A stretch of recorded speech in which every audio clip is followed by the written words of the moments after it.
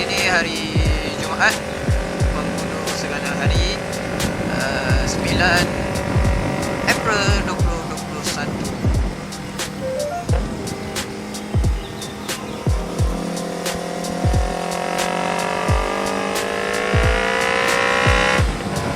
Okay, sekarang pukul 7.52 pagi. Kalau ikutkan plan asal, pagi ni ada ride ke Mesir. So apa pun tak jadi sebab dekat grup masing-masing krik-krik. Ramai yang kata ada hal. Aku tunggu je sampai malam tadi pun masih lagi krik-krik. Pagi ni pun tak ada apa-apa, so aku decide consider ride ni cancel lah, tak jadi. Sebab aku dah PM organizer, dia pun tak reply, so tak apalah. Lagipun aku pun ada kerja juga sebenarnya nak buat hari ni.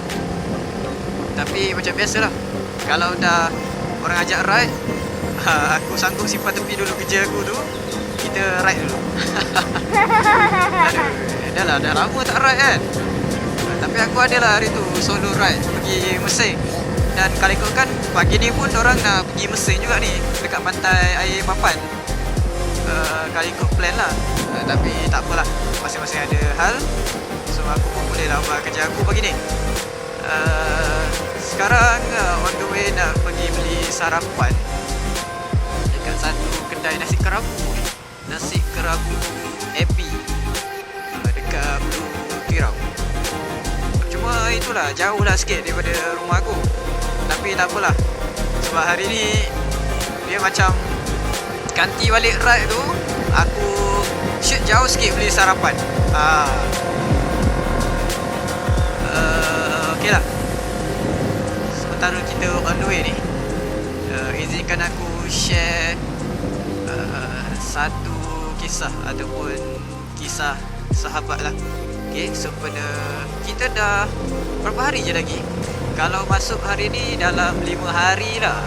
Dalam 5 hari lagi kita nak menyambut bulan Ramadan. So macam mana preparation kita? Macam mana persiapan kita untuk menjalani bulan Ramadan? Kan? Macam mana dengan puasa kita yang tak cukup tahun lepas? Macam mana? Dah siap dah? Dah habis dah kodok semua? Okay, ni dekat Setia Indah ada satu McD baru buka ni. Tak adalah baru sangat, dah mungkin dah sebulan, dekat 2 bulan maybe. Tapi consider baru jugalah. Okay, sebelum ni kita, selepas kita habis solat, kita ada doa kan. Ya Allahumma barik lana fi Sya'ban wa ballighna Ramadan. Doa tu kan, bukan doa makan. Memang bunyi macam doa makan kat depan tu.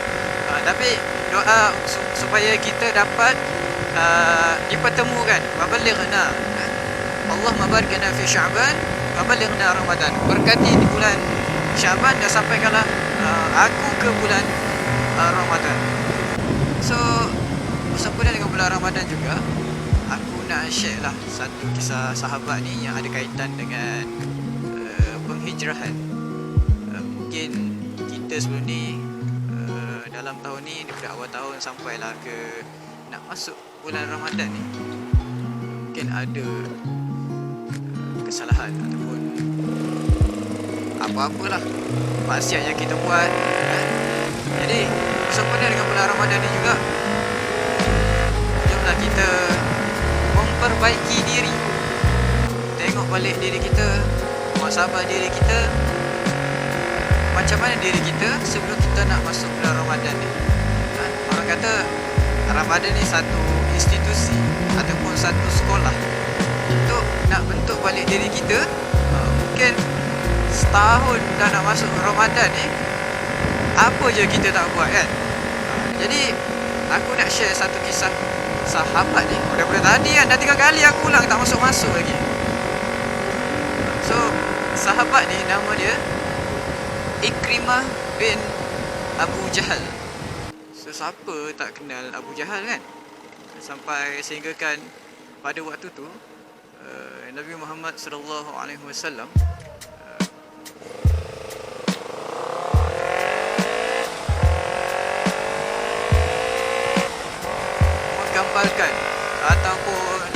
cakap Abu Jahal ni macam Fir'aun pada masa tu. Dan siapa pula tak kenal dengan Fir'aun? Yang mana kita tahu, kalau sebut Fir'aun je kita tahu dengan memang jahat lah. Siapa yang kata dia ni jahat betul lah, macam Fir'aun. Sebab apa kata perumpamaan jahat tu macam Fir'aun? Sebab kalau kita tengok kisah semua ni ataupun apa yang diceritakan dengan dalam hadis, dengan dalam Quran, Fir'aun ni dia antara kemukaan ataupun benda yang paling besar kesalahan yang dia buat ialah dia mengaku Tuhan lah. Itu yang pertama kan. And then dia menolak semua mukjizat Nabi Musa AS. Tangan yang bercahaya, tongkat Nabi Musa jadi ular, laut merah yang terbelah. Tapi tadi aku kata Nabi mention Abu Jahal macam Fir'aun kan. Tapi Abu Jahal pernah ke mengaku diri dia sebagai Tuhan? Tak pernah kan. Tak pernah. Tapi kenapa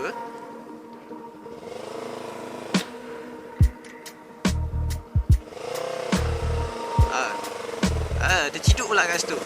Nabi Muhammad kata Abu Jahal ni macam Fir'aun. So nak tahu tak jawapan dia? Jawapan dia ialah sebagaimana yang kita tahulah. Sebenarnya daripada golongan ataupun daripada suku Bani Abu Jahal ni sendiri, dia memang memusuhi Islam kan daripada awalnya, ataupun memusuhi suku Nabi ni. Sampai dia kata macam ni dia kata kalau Nabi dia ambil tahu ataupun dia menguruskan orang-orang yang pergi buat umrah, pergi buat haji, makan minum, tempat dia semua, kalau Nabi uruskan yang orang yang buat haji, kami pun buat benda yang sama, kami pun uruskan orang buat haji juga. And then dia kata lagi, kalau Nabi persiapkan tentera ataupun membuat persiapan ketenteraan untuk menjaga ketenteraman Mekah, kami pun sama, kami pun ada tentera kami pun ada buat persiapan ketenteraan sama macam Nabi. Tapi tiba-tiba daripada kalangan Nabi, daripada kalangan Muhammad keluar Nabi, tapi daripada kalangan aku tak ada Nabi. So kalau aku beriman kepada Nabi Muhammad, maksudnya aku dah kalah. Maksudnya aku dah menyerah. Aku dah kalah dengan Nabi Muhammad.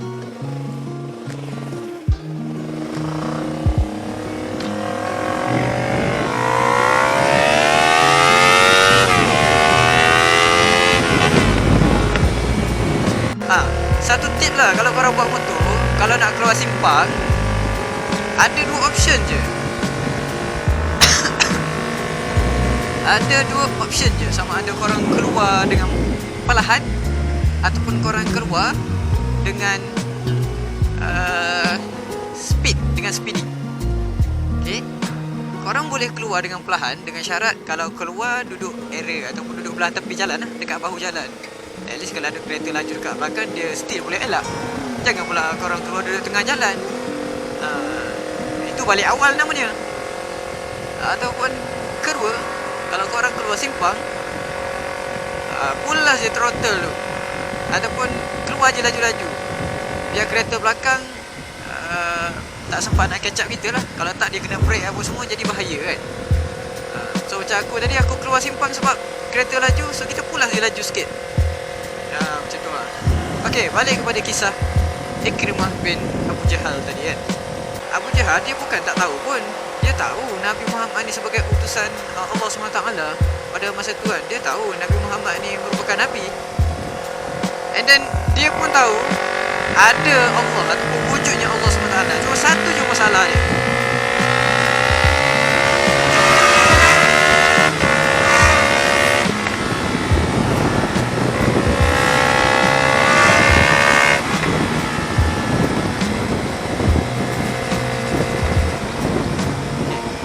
Satu je masalah dia, dia tak nak bertuhan.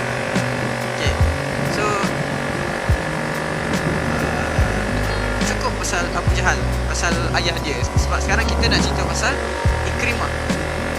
Okay, dia. So kita tengok balik siapa sebenarnya Ikrimah ni. So yang first point tadi aku dah explain, Ikrimah ni merupakan anak kepada Abu Jahal, yang mana kalau kita tengok sejarahnya, Ikrimah ni dia seorang yang terror ataupun hebat menunggang kuda.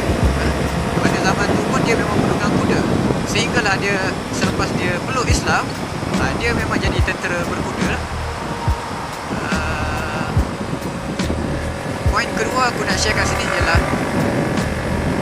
bapa Borek anak rintik. Bapa Borek anak rintik maksudnya apa kat sini? Sejak usia kecil lagi, Abu Jahal ni sudah didoktrinkan ataupun sudah diajar oleh Abu Jahal supaya memusuhi Islam. Dia memusuhi Islam.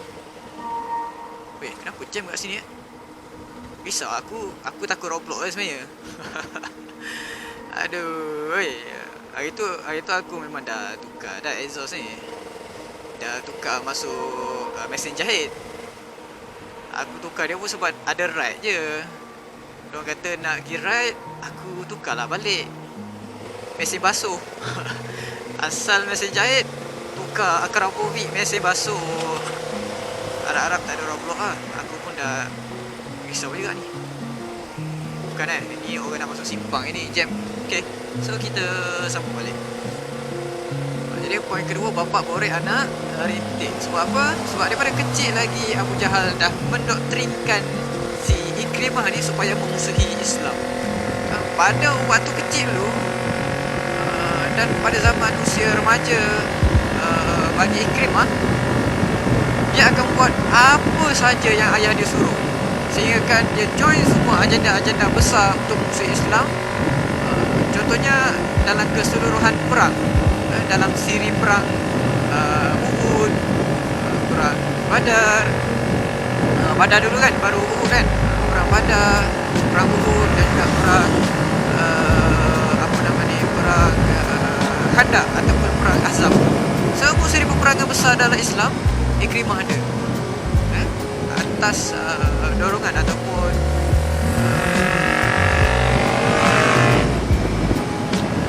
atas didikan Abu Jahal itu sendirilah. Okay. Pada awalnya Ikrimah ni dia memusuhi Islam ni hanya untuk menyenangkan hati ayah dia. Sampailah satu tahap bila mana mereka pergi berperang. So masa perang Badar, dia terkorban dan dia dah niat dalam hati dia nak balas dendam dekat kematian Abu Jahal. Jadi dia melampiaskan dendam dia tu dalam perang Uhud. Itu kisah dia. So kalau aku tersilap info ni, kau sampai tahu tolong komen. Aku rasa dah betul lah. Mula-mula Badar, yang kedua Uhud. Masa Nabi dekat Madinah, golongan musyrikin Quraisy dia telah mengepung satu badan Madinah. And then sampai satu tahap Ikrimah ni dia dah tak sabar dah. Dia tak sabar nak menunggu, sebab asyik kepung je kan. Tapi tentera Islam tak keluar masa tu. And then dia pun kata, okay, aku dah tak tahan ni. Kalau macam ni aku kena serang masuk juga. Itu yang dia merentas parit tu, Khandaq tu kan. Dikatakan ada 3 orang lah yang cuba lompat. Sebab kalau kita tengok parit yang digali ni oleh Rasulullah SAW dan juga para sahabat masa tu, dalam dan juga luas ataupun lebar lah. So kalau by right, kalau kita fikir, kalau kita lompat memang tak lepas lah. Tapi pada masa tu diceritakan ada 3 orang yang berjaya melepasi. Golongan musyrikin Quraisy ada 3 orang yang berjaya melepasi. Antaranya ialah Ikrimah. Daripada 3 orang tu, 2 terbunuh, tinggallah seorang. Seorang tu ialah Ikrimah dan dia berjaya melarikan diri. Okay, masa pembukaan kota Mekah ataupun Fathu Mekah, Ikrimah ni dia dah takut lah kan. Sebab dia kalah masa perang terakhir tu. Maka dia pun larilah ke Yaman. Sebab dia takut kena tangkap dekat golongan muslimin, dan dia kena bunuh. Dia takut kena macam tu, dia takut kena bunuh. Kemudian diceritakan lagi, isteri kepada Ikrimah ni, Ummu Hakam, datang menjumpa Rasulullah Rasulullah sallallahu alaihi wasallam untuk minta keampunan lah, ataupun nak minta excuse bagi pihak suami dia. Nabi pun kata dia dah maafkan Ikrimah, suruhlah Ikrimah balik jumpa dia dekat Mekah masa tu lah. Ikrimah jumpa dengan Nabi, duduk dekat depan Nabi dalam satu majlis. Dia pun mengucap 2 kalimah syahadah dan memeluk Islam. Sejak daripada tu dia telah menjadi seorang kata panglima ataupun tentera Islam yang betul-betul berjuang lah.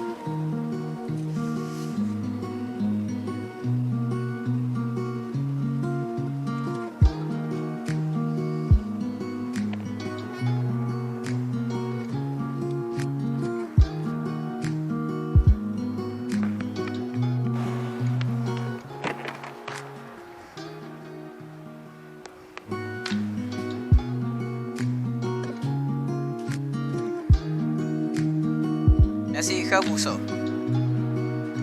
Apa tu?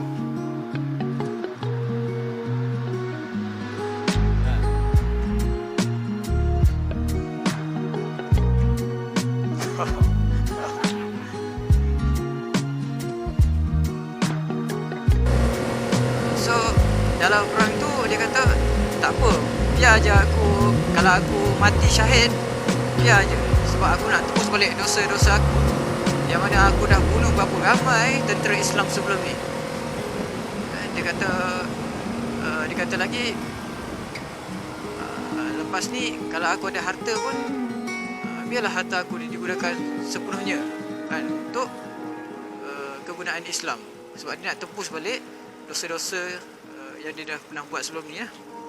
Sampailah dalam perang Yarmouk tu umat Islam menang. Tapi dalam kemenangan yang sangat gemilang tu, ada 3 orang tentera Islam yang gugur lah. Antaranya Ikrimah, Al-Harith, Ayashi bin Rabi'ah tak silap. And then yang ketiga Ikrimah lah. Masa peristiwa terakhir pada saat-saat kematian mereka, umat Islam ataupun tentera Islam tengok 3 orang tentera ni sangat-sangatlah dalam keadaan yang nazaah pada ketika tu, dan mereka sangat dahagakan air kan, sampai Al-Harith tu dia minta air, dia dahaga, dia nak minum air, and then tentera Islam bawa air nak bagi dia minum lah. Lepas tu dia pun terpandang, Al-Harith ni terpandang Ikrimah dalam keadaan sama macam dia. So apa yang dia kata, aku melihat Ikrimah pun sedang nazak macam aku juga, dia pun dahaga air, kamu bawalah air ni bagi dekat Ikrimah dulu. Tu tentera dia pun bawalah air bagi dekat Ikrimah. Pada masa sama Ikrimah pun ternampak seorang lagi sahabat dia, itu Ayashi bin Rabi'ah, sama juga terkapai-kapai macam dia, dahagakan air nak minum air kan. Dan dia kata tak apa, kamu bagi dulu air ni dekat Ayashi. Dan tentera Islam ni pun pergilah kepada Ayashi, pergi menghampiri, sampailah dekat dengan Ayashi ni, tengok dia pun dah meninggal. And then bila dah meninggal, nak bawa lah air ni balik kepada Ikrimah. Tapi bila dia pandang belakang nak pergi ke Ikrimah, dia tengok dua-dua tadi, Ikrimah dan juga Al-Harith tadi pun dah syahid. Itulah sedikit kronologi kisah perjuangan yang aku cuba sampaikan pagi ni. Jadi pengajaran dia dekat sini ada beberapa yang aku nak cuba sampaikan lah. Yang pertama, jangan menilai orang daripada masa silam dia. Mungkin sebelum ni dia seorang penjenayah, dia ada rekod kesalahan yang besar, merompak ke, pencuri ke, ataupun even seorang pembunuh. Janganlah menilai seseorang based on masa silam dia kan? Tapi tengoklah apa dia sekarang, apa yang dia buat sekarang. Kita tak tahu kesudahan kita, sebab tu kita selalu doa dekat dalam doa lepas kita habis solat kan, biarlah aku mati dalam husnul khatimah, janganlah dalam su'ul khatimah, dalam husnul khatimah lah maksudnya. biarlah kita ni mati perakhiran kita dengan perakhiran yang baik, jangan benda yang tak baik. Okay. Yang kedua, didikan awal kepada kanak-kanak ataupun anak-anak ni sangatlah penting. Kalau kita dapat tengok tadi macam mana Abu Jahal didik Ikrimah ni supaya membenci Islam, memusuhi Islam, memang sekeras-kerasnya lah, sampai satu tahap boleh bunuh orang semata-mata nak memusuhi Islam kan. Jadi samalah macam kita, kalau kita ada anak, ajarlah anak dengan nilai-nilai Islam. Ajarlah, didiklah anak-anak baca Al-Quran, solat dan lain-lain lah, sejak daripada usia muda lagi. Sebab kalau dah besar nak didik, nak suruh baca Quran, nak suruh solat, susah lah. Orang kata melentur buluh bilah dari rempungnya. Kadang-kadang peribahasa yang orang tua ni, yang kita selalu dengar ni, memang ada betul pun. Dia tak buat tu, maksudnya dia tak buat saja-saja kan. So kita lah kena tengok apa hikmah di sebalik setiap satu peribahasa, yang peribahasa Melayu lah kan. Contoh. Dan terakhir ialah sifat Ithar. Ithar ni maksudnya satu tahapan yang paling tinggi ataupun tertinggi dalam peringkat persahabatan. Contoh dekat sini ialah situasi Ikrimah, situasi tiga mujahid tadi kan, Al-Harith, Ayashi dan juga Ikrimah. Dia bersifat Ithar, yang mana air tu kalau kita dahaga kan, ada satu botol, ada air, agak-agak kita minum kat kita dulu ke kita bagi kat kawan dulu. Semua tengah dahaga ni, agak-agak kita minum dulu ke kita bagi dekat kawan-kawan dulu. Tak cakap kat orang lain lah, yang tengah bercakap sekarang ni pun sama lah. Belum tentu kita nak bagi kat orang dulu kan. Tambah-tambah kalau kita yang beli, kita yang bawa, memang kita punya, tiba-tiba nak bagi dekat orang. So Isa ni maksudnya kita mendahului orang lain lebih daripada kita sendiri. Itu contoh dia. Jadi aku rasa cukup sampai situ dulu perkongsian untuk pagi ni. Sempena menyambut bulan Ramadan tak lama lagi, hari Selasa minggu depan. Jadi aku rasa video ni pun dah panjang, mungkin dah lebih daripada 10 minit dah. Aku ingat nak buat short, apa ni, kapsul je, tak sekira pendek je, perkongsian pendek je. Tapi kalau dah macam ni, gayanya macam dah panjang kan. So ok lah, aku stop kat sini dulu. Jadi harap-harap kalau ada lah siapa-siapa yang tengok video ni ataupun dengar video ni, harap dapatlah ambil sedikit intiba ataupun ibrah ataupun pengajaran daripada apa yang aku share pagi ni lah. Jadi itu saja daripada aku. Sekian. Assalamualaikum warahmatullahi wabarakatuh.